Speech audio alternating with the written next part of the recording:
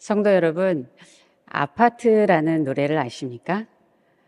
여러분들 중에 어떤 분은 윤수일 선생님의 아파트를 떠올리시는 분도 계실 것이고, 또 최근에 로제가 발표한 아파트를 생각하는 분도 계실 것입니다.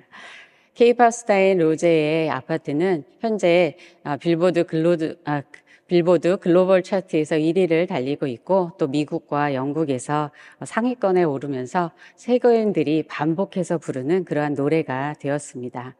항상 시대를 읽으시고 앞서가시는 우리 강준민 목사님께서도 이 노래를 아시고 저희에게 말씀을 하시더라고요.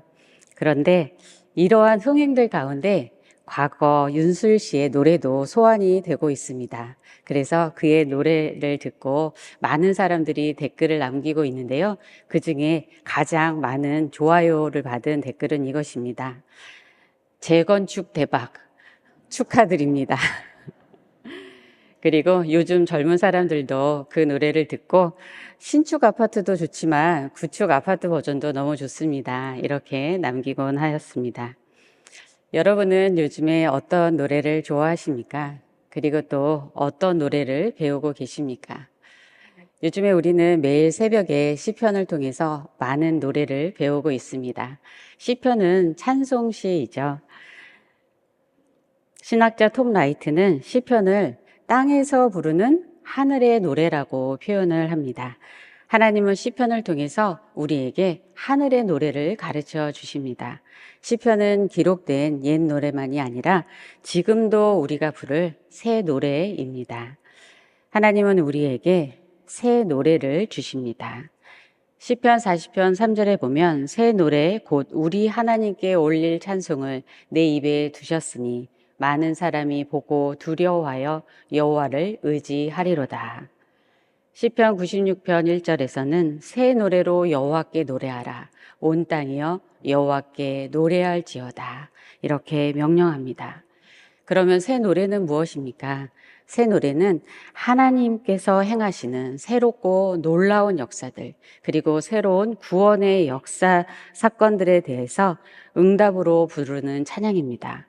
그런데 하나님의 역사는 과거의 사건으로 끝나는 것이 아니라 지금도 계속해서 새롭게 이루어지고 있고, 그것을 행하시는 하나님의 은혜도 계속해서 새롭게 우리에게 베풀어 주고 계십니다. 우리는 그리하여 그 은혜에 반응하여 감사 고백을 드리는 것입니다.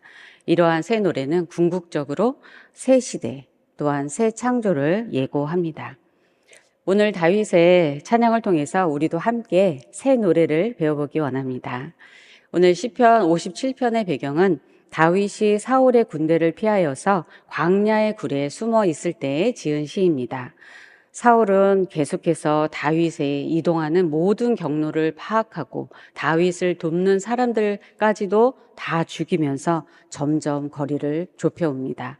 그리고 사무엘상 24장을 보면 다윗이 숨어있는 엔게디 광야에 군사 3천을 풀어서 수색하게 합니다.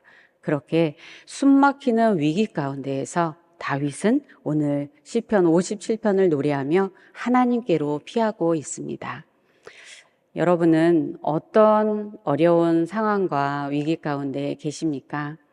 건강의 문제, 가정, 직장, 또 사업의 어려움들, 또 자녀들의 진료와 또 손주들의 또 어려운 문제들, 그리고 신분의 문제 등 우리는 여러 문제들을 겪고 있습니다.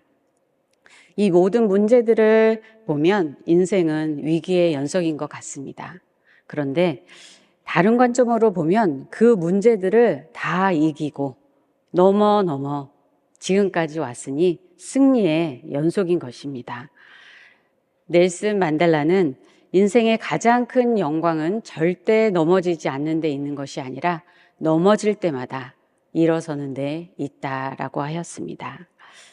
여러분은 인생의 전쟁터에서 수고하시는 베테랑이십니다. 내일이 베테랑스 데이인데요. 나라를 위해서 헌신하신 분들을 우리가 기념할 뿐만 아니라 또한 우리 인생의 전쟁터에서 수고하는 여러 동지들에게 우리 이렇게 얘기해 주면 좋겠습니다. 옆에 분들에게 당신은 인생의 베테랑이십니다. 네. 오늘 말씀을 통해서 그러면 우리가 고난 중에도 부를 수 있는 노래가 무엇인지, 또한 어떻게 고난 가운데 승리할 수 있는지 함께 알아보기 원합니다. 승리하는 길은 첫 번째로 하나님의 임재 앞에 나아가는 것입니다. 1절 말씀 보시면 하나님이여 내게 은혜를 베푸소서, 내게 은혜를 베푸소서. 내 영혼이 주께로 피하되 주의 날개 그늘 아래에서 이 재앙들이 지나기까지 피하리이다.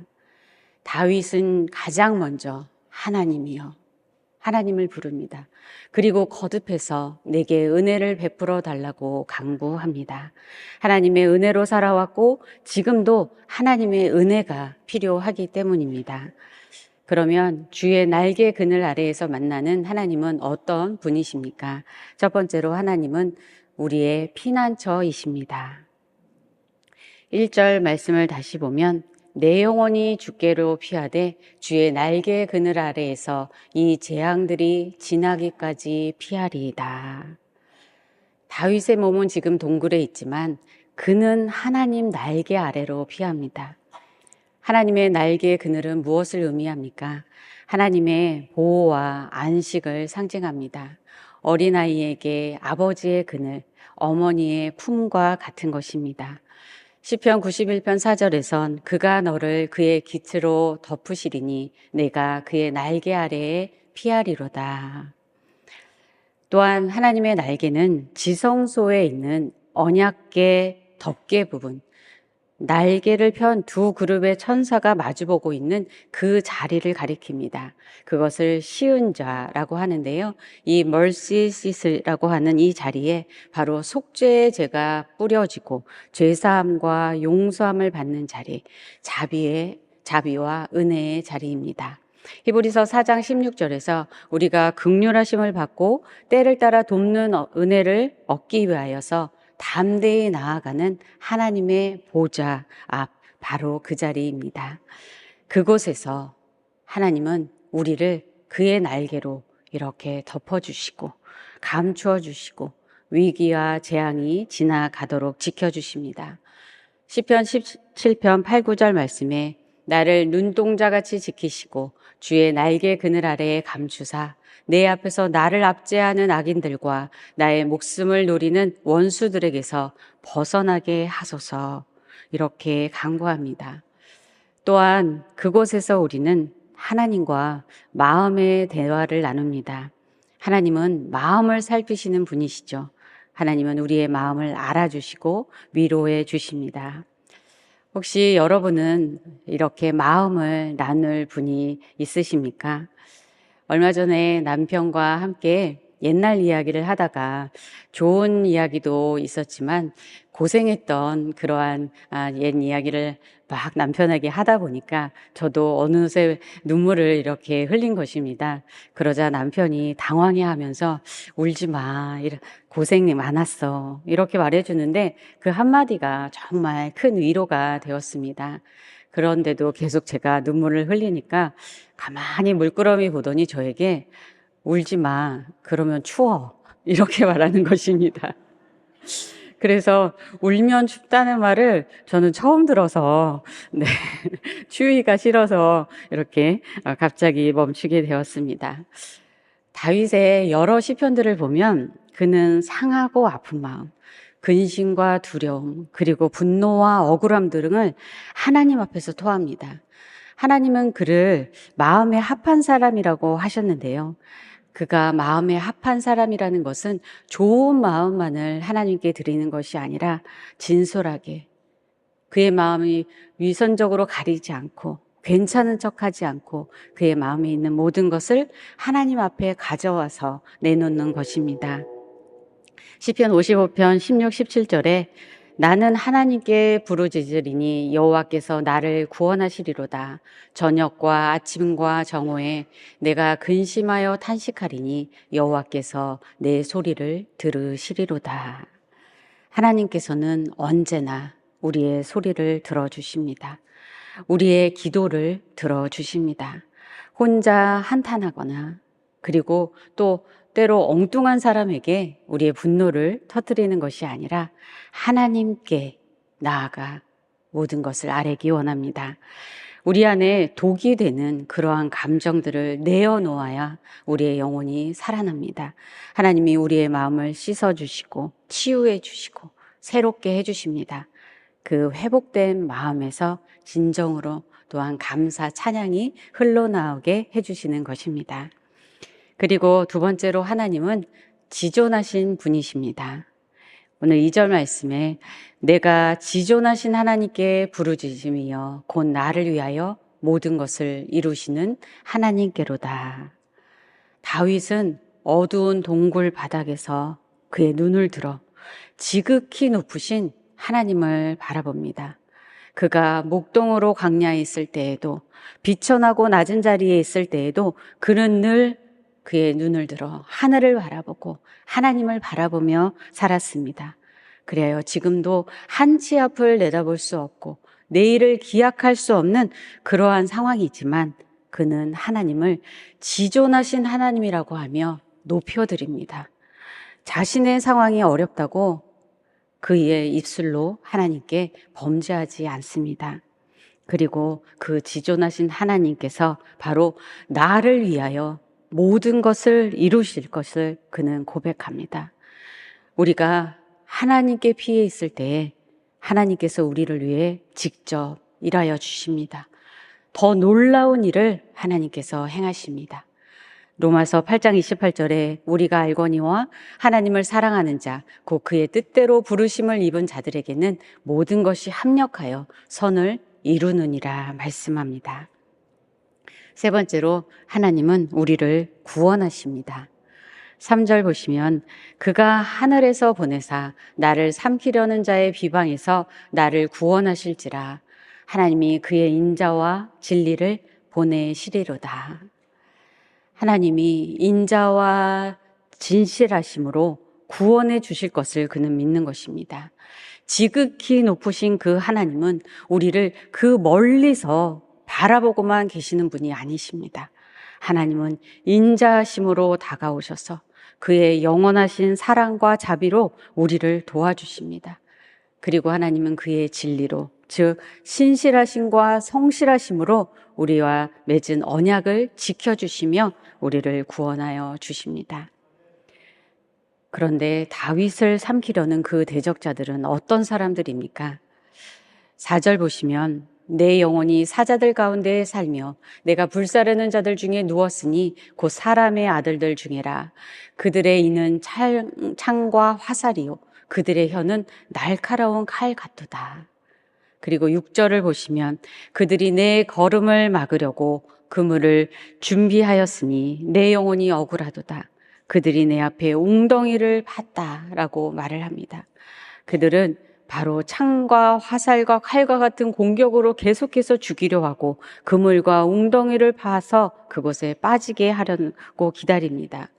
하나님은 지극히 높으신 하나님이신데 그분은 바로 이러한 인간의 죄악과 그리고 우리의 고통의 그 현실을 하나님은 아십니다.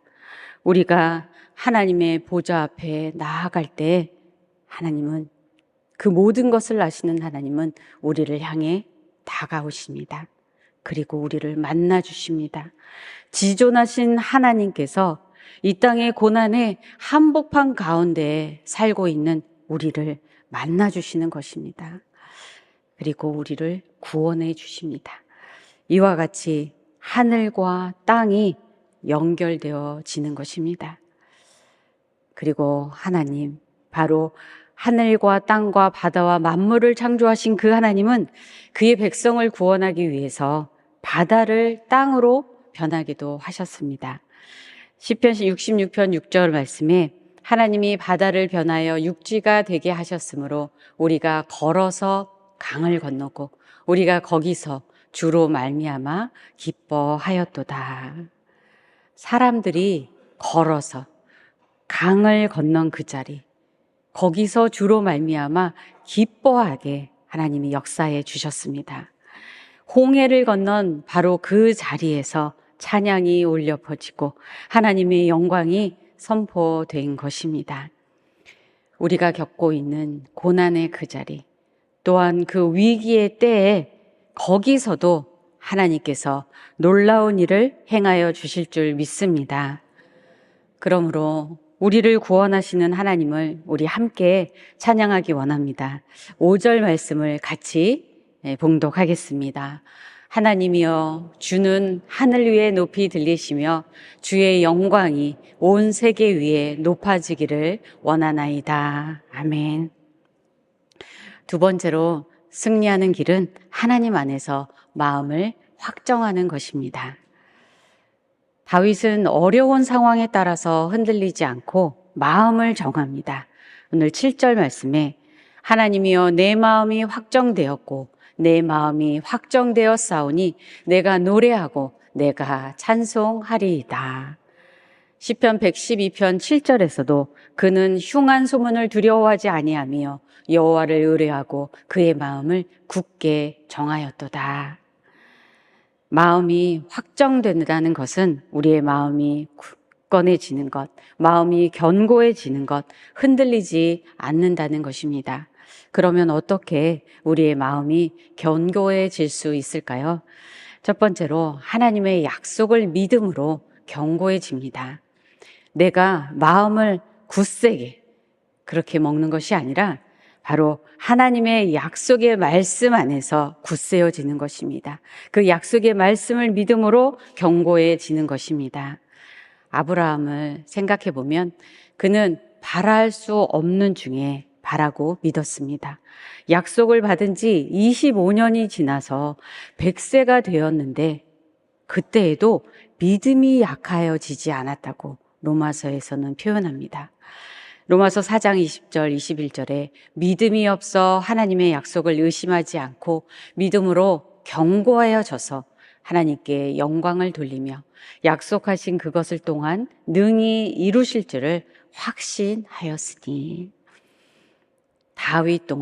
다윗도 그를 왕으로 세우실 하나님의 약속을 믿었습니다. 하나님의 때에 하나님께서 이루실 것을 그는 신뢰하였습니다. 우리도 하나님이 주시는 약속의 말씀 안에서 믿음이 계속해서 더욱더 견고해지기를 주님의 이름으로 축복합니다. 두 번째로, 하나님을 경험함으로 견고해집니다. 다윗은 오랜 고난의 세월 가운데에 그에게는 하나님밖에 없었습니다. 항상 하나님을 의지하며 그래서 하나님 앞에서 그는 살았습니다. 그러므로 그는 하나님을 압니다. 경험으로 아는 것입니다. 살아계신 하나님이 날마다 그를 만나주시고 그를 지켜주었기 때문입니다. 오늘 배경이 되는 사무엘상 24장 바로 전에 이러한 말씀이 있습니다. 23장 14절에 다윗이 광야의 요새에도 있었고 또 십광야 산골에도 머물렀으므로 사울이 매일 찾되 하나님이 그를 그의 손에 넘기지 아니하시니라. 사울이 그를 매일 찾았지만 하나님이 매일 그를 보호해 주셨습니다. 하나님은 그의 전능하신 손으로 그를 지켜주셨고 그리고 또한 그의 손으로 우리를 오늘도 지켜주시는 줄 믿습니다. 우리도 하나님과 날마다 동행하며 하나님을 더욱더 알아가는 그러한 은혜가 넘치기를 간절히 소원합니다. 세 번째로, 하나님이 주신 사명으로 견고해집니다. 다윗은 왕으로 기름 부음을 받은 그의 사명을 잊지 않았습니다. 그래서 그는 환경이 변하는 것을 따라 살지 않고 사명을 따라 살았습니다. 빅터 프랭클은 나치 수용소에서 처절한 고통과 죽음을 경험하면서 그는 오히려 모든 사람의 인생에는 의미가 있다고 굳게 믿게 되었습니다. 그리고 자신에게 주어진 삶의 의미를 이루기 위해서 살아남기로 결정을 하였습니다. 그런데 그의 삶은 혹독하였습니다. 그때의 경험에 대해 그는 이렇게 말합니다. 그들은 한 번 죽었지만 나는 살아남기 위해서 날마다 죽었다. 그리고 그는 이러한 경험을 나눕니다. 그날 나는 거의 눈물을 흘릴 정도의 극심한 고통을 겪으며 긴 행렬에 끼어서 수용소에서 작업장까지 몇 킬로미터를 쩔뚝거리며 걸어가고 있었다. 나는 누추한 생활과 끊임없이 자질구레한 문제들을 생각하고 있었다. 오늘 저녁에는 무엇을 먹게 될까? 특별 배급으로 소시지가 나온다면 그것을 빵과 바꾸어 먹을까? 한쪽 신발끈이 끊어졌는데 대신할 철사를 어디서 구하지? 시간 안에 작업장에 갈 수 있을까? 다른 작업반에 갔다가 고약한 감독을 만나면 어떻게 하지? 그러다가 매일같이 그런 일만 생각하도록 몰아가는 상황이 너무나 역겹게 느껴졌다. 나는 생각을 다른 주제로 돌리기로 했다. 갑자기 나는 불이 환히 켜진 따뜻하고 쾌적한 강의실의 강단에 서 있었다. 내 앞에는 청중들이 푹신한 의자에 앉아서 내 강의를 경청하고 있었다. 나는 강제 수용소에서의 심리 상태에 대한 강의를 하고 있었던 것이다. 그 순간 나를 짓누르고 있던 모든 것들이 객관적으로 병안하고 일정한 거리를 둔 관점에서 볼 수 있게 되었다. 이런 방법을 통해 나는 어느 정도 내가 처한 상황과 순간의 고통을 이기는 데 성공했고 그것을 마치 과거에 이미 일어난 일처럼 관찰할 수 있었다. 무엇입니까? 그는 거룩한 상상력을 통해서 앞으로 이루어질 그 미래를 현재로 이끌어서 살았습니다. 그러면 지금 현재의 고난은 바로 과거가 되는 것입니다. 그는 미래의 꿈을 그리며 살았습니다. 그리하여서 수용소에서 살아남은 후에 로고 테라피를 통하여서 많은 사람들에게 인생의 가치와 의미를 깨닫도록 도왔습니다. 그는 영혼을 치유하는 의사라는 책에서 이렇게 말합니다. 삶에서 무엇을 기대할 수 있을지, 어떤 위대한 시간이 기다리고 있을지는 그 누구도 알 수 없다. 아무도 그 자신에게 가능성이 없다면서 스스로의 가능성을 폄하할 권리는 없다. 삶은 우리에게 사명을 부여한 초월자 앞에서 살아가는 것이다. 바로 우리는 우리에게 사명을 주신 하나님 앞에서 살아가는 것입니다. 시편의 노래 또한 현재의 고난이 과거가 될 것을 그려줍니다. 그리고 미래가 이미 이루어진 것처럼 노래하는 것입니다. 오늘 6절 말씀에서 보면 다윗의 대적들은 그들이 이미 파놓은 그 웅덩이에 빠졌다고 그렇게 다윗은 말합니다. 홍해에 애국 군대가 빠졌던 것처럼 3,000명이 되는 그 군사가 그들이 파놓은 웅덩이에 빠진 것처럼 바로 구원의 하나님의 역사는 지금도 계속해서 우리의 삶 가운데 일어나고 있는 줄 믿습니다. 우리는 그것을 믿음으로 선포하기 원합니다. 그것을 우리의 노래로 부르기 원합니다. 다윗은 그렇게 하나님께 고백하며 승리의 노래, 또한 확신의 노래를 부릅니다. 그리고 승리를 주시는 그 주님의 영광이 온 땅 위에 비추는 그 비전을 보게 됩니다. 우리를 향한 하나님의 뜻, 그 사명을 다하기까지 우리 함께 소망을 갖고 미래의 꿈을 꾸며 나아가는 우리 모두가 되기를 간절히 소원합니다. 우리가 승리하는 길은 첫 번째로 하나님의 임재 앞에 나아가는 것이었습니다. 그리고 두 번째는 하나님 앞에서 마음을 확정하는 것이었습니다. 그리고 세 번째는 바로 하나님을 찬양하며 영광 돌리는 것입니다. 오늘 7절 말씀을 함께 봉독하겠습니다. 하나님이여 내 마음이 확정되었고 내 마음이 확정되었사오니 내가 노래하고 내가 찬송하리이다. 아멘. 바로 찬양이란 하나님의 이름과 성품과 그분이 행하신 일들을 인정하며 하나님을 높이는 것입니다. 찬양할 때에 환경을 넘어서 우리는 하나님을 바라보게 됩니다. 찬양 가운데 하나님을 만나게 됩니다. 찬양 가운데 우리의 고백을 하나님께 올려드리고 또 찬양 중에 하나님께서 우리에게 말씀하시는 것을 우리는 듣게 됩니다. 그리하여 우리가 드리는 찬양의 고백이 하나님이 우리의 삶이 되도록 역사해 주십니다. 데이비 브레이너드는 이렇게 말합니다. 찬양하는 자는 이미 승리한 자이다. 아멘. 다윗은 이제 마음을 확정하고 자신을 깨우며 하나님을 찬양하며 예배합니다. 오늘 8절 말씀에 내 영광아 깰지어다 비파야 수금아 깰지어다 내가 새벽을 깨우리로다. 다윗은 자신을 향해서 내 영광아 라고 부릅니다.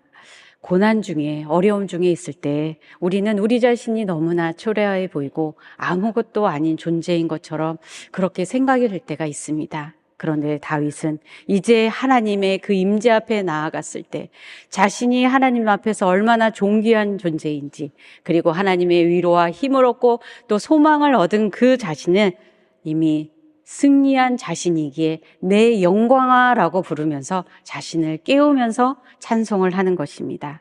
그렇게 대적으로 인해서 눌려 있었던 자신의 영혼을 깨우고 그리고 악기를 동원하여 찬양합니다. 그렇게 그는 새날 새벽을 맞는 것입니다. 새벽을 깨워서 하나님을 찬양하고 예배하며 새로운 출발을 하는 것입니다. 여러분, 새날을 맞이할 때 때로는 두려울 때가 있습니다. 그러나 하나님을 향하여 우리 마음을 확정하고 그리고 찬양하며 나아갈 때에 하나님께서 우리를 영광스럽게 만들어 주실 줄 믿습니다. 그리고 그는 하나님께 감사하며 찬양을 이어서 합니다. 9절 말씀 보시면 주여 내가 만민 중에서 주께 감사하며 문나라 중에서 주를 찬송하리이다. 감사는 받은 것을 받았다고 고백하는 것입니다. 그리고 또한 앞으로 받을 것을 미리 받았다고 고백하는 것이죠. 감사로 제사를 드리는 자가 바로 하나님을 영화롭게 합니다. 이렇게 찬양할 때에 어떠한 일이 일어납니까? 다윗의 영적인 눈이 열리고 하나님의 인자와 진리가 얼마나 큰지 그는 깨닫게 됩니다. 그래서 10절에서 이렇게 노래합니다. 무릇 주의 인자는 커서 하늘에 미치고 주의 진리는 궁창에 이르나이다. 새 번역으로 이 말씀을 다시 보면 주님의 한결같은 그 사랑 너무 높아서 하늘에 이르고 주님의 진실하심 구름에까지 닿습니다. 정말 시와 같죠? 하늘이 그냥 하늘이 아닙니다. 하나님의 은혜에 감격하니 저 하늘 끝까지 인자와 진리가 써 있는 것입니다. 여러분도 하늘을 보면 그것이 보이십니까? 우리가 하나님께 올려드리는 찬송 가사 중에 하늘을 두루마리 삼고 바다를 먹물 삼아도 하나님의 그 크신 사랑 다 기록할 수 없다고 그렇게 찬송을 올려드린 것처럼 말입니다. 톰 라이트는 이에 대해서 설명합니다. 시편의 세계관에서는 하나님의 시간과 우리의 시간이 중첩되어 만나고 하나님의 공간과 우리의 공간이 겹치고 함께 맞물려 돌아갑니다. 정말로 놀라운 것은 하나님이 창조하신 세계 자체에 하나님 자신의 생명과 사랑과 영광이 스며들고 퍼져 들어가서 그 세계가 온통 그것들에 푹 잠기게 된다고 합니다.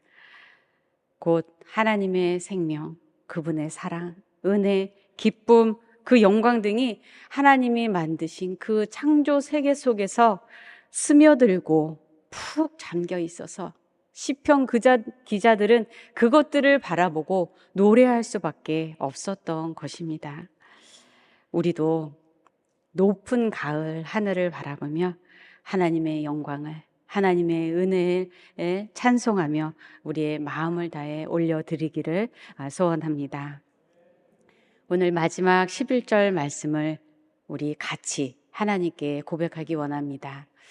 하나님이여, 주는 하늘 위에 높이 들리시며 주의 영광이 온 세계 위에 높아지기를 원하나이다. 아멘. 큰 은혜를 깨달은 다윗은 주의 영광이 온 세계 위에 높아지기를 소원하며 바라보았습니다. 그의 비전은 열방과 온 땅 위에 높임 받으시는 주님이십니다. 예수 그리스도는 존귀와 찬양과 영광을 받으시기에 합당하십니다. 앞에서 우리가 보았던 것처럼 다윗은 하늘로부터 인자와 진리를 하나님이 보내주셔서 구원해 주시기를 간구하였습니다. 그런데 하나님은 인자와 진리이신 예수님을 우리에게 보내주셨습니다. 예수님은 우리를 구원하기 위해서 지극히 높으신 그 하늘에서 이 땅에 오셨습니다. 요한복음 1장 14절에 말씀이 육신이 되어 우리 가운데 거하심에 우리가 그의 영광을 보니 아버지의 독생자의 영광이요 은혜와 진리가 충만하더라. 지극히 높으신 그 주님은 자기를 낮추시고 멸시와 조롱과 고난에 그 십자가를 지시고 죽음의 그 자리까지 가셨습니다. 우리를 구원하신 그 예수님은 영원히 찬양받기에 합당하십니다. 계시록 5장 12절에 큰 음성으로 이르되 죽임을 당하신 어린 양이 능력과 부와 지혜와 힘과 존귀와 영광과 찬송을 받으시기에 합당하도다라고 하며 그 주의 보좌 앞에서 그 천사들이 장로들이 찬양을 올려드리고 있습니다. 우리도 새 노래로 주님의 그 은혜의 영광을 찬송하며 살아가기를 소원합니다. 승리하신 영광의 주님을 바라보며 우리도 승리할 것을 믿으며 찬양하기 원합니다. 우리가 그리하여 보냄을 받은 자리, 우리가 살아가는 그 자리에 주님을 향한 새 노래가 울려 퍼지므로 그곳이 바로 하나님을 향한 예배의 자리, 하나님의 영광이 선포되는 자리가 되기를 간절히 소원합니다. 이사야 12장 5절 말씀에 여호와를 찬송할 것은 극히 아름다운 일을 하셨음이라 온 땅에 이를 알게 할지어다. 가장 아름다운 일, 바로 주님의 그 십자가 복음을 온 땅에 전하며 살아가기를 소원합니다. 그리하여 열방과 온 세계가 하나님을 함께 찬양하고 예배하는, 하나님께 영광 올려드리는 그 아름다운 일을 위해서 살아가는 우리 모두가 되기를 주님의 이름으로 축원드립니다.